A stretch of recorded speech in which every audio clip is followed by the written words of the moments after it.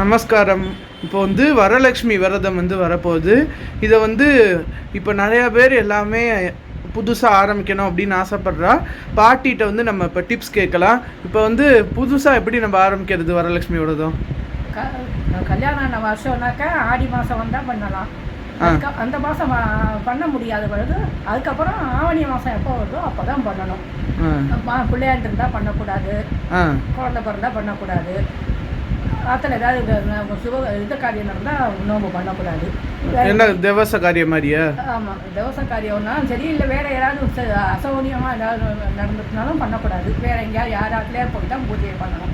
ஆனால் கல்யாணம் ஆன உடனே பண்ணினாக்கா ஆடி மாதம் வந்தாலும் பண்ணலாம். எல்லாரும் யார் வேணாலும் பண்ணலாம்.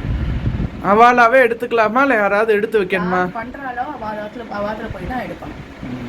பண்ணுற வாரத்தில் போய் தான் எடுக்கணும். இப்போ வந்து மாமியாருக்கு இருந்தால் தான் பண்ணணுமா? அப்படி கிடையாது, முந்திலாம் அப்படி தான் உண்டு.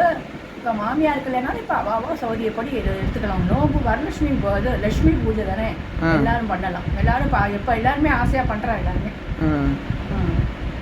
அதுக்கு என்ன எப்படி மொதல் நாள் என்ன செய்யணும்? வியாழக்கிழமை அன்னைக்கு அம்மனுக்கு எல்லாம் பூஜை பசங்களாம் தேய்ச்சி வச்சுட்டு பூர்ணங்களை வச்சு பச்சரிசி இட்லி கரைச்சி வச்சு கொழக்கட்டை மாவு கரைச்சி வச்சு எல்லாம் பண்ணி வச்சு பூ மாலையெல்லாம் கட்டி வச்சுக்கணும். அப்புறம் சாயந்தரமா அம்மனை எடுத்து அதை சொம்புல அவாவா சௌரியப்படி சந்தனம் வேணாலும் தடவலாம், சுண்ணாம்பு வேணாலும் தடவலாம். சுண்ணாம்பு தடவினா அம்மன் முகம் வரையணும். அதில் சொம்புல சந்தனம் தடவினா ஒன்று சும்மா சந்தனத்தை தடவிட்டு குங்குமத்தை வச்சா போதும்.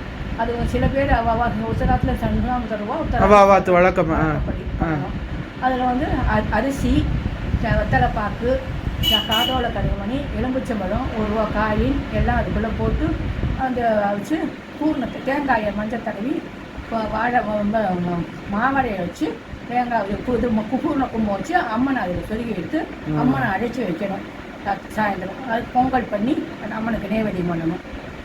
மறுநாள் காலையில் எழுந்துட்டு பூஜை பண்ணிவிட்டு எல்லாம் நைவேத்தியங்கள்லாம் அவங்க எல்லாம் கொழக்கட்டை, இட்லி, வடை எல்லாம் பண்ணி நைவேத்தியம் பண்ணி அம்மனை அப்புறம் திரும்பி எப்போ சனிக்கிழமை சாயந்தரம் அம்மனை வச்சு பாடுறதுன்னு எல்லாரையும் போட்டு பாடி சுண்டல் பண்ணி எடுத்து வச்சு அப்புறம் ஆரத்தி கழிச்சிட்டு அம்மனை வந்து பால் ஜீனி போட்டு பால் வச்சு நேவேத்தியம் பண்ணி அரிசி டம்ப்புக்குள்ள வச்சு அப்புறம் ஞாயிற்றுக்கிழமை எடுக்கலாம்.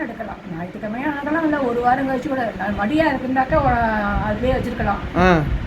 சில பேர் ஜனம் குளிக்காமலாம் அரிசி தொடரானாக்கா அவள் வந்து மறுநாளைக்கு குளிச்சுட்டு எடுத்து வச்சுக்கணும்.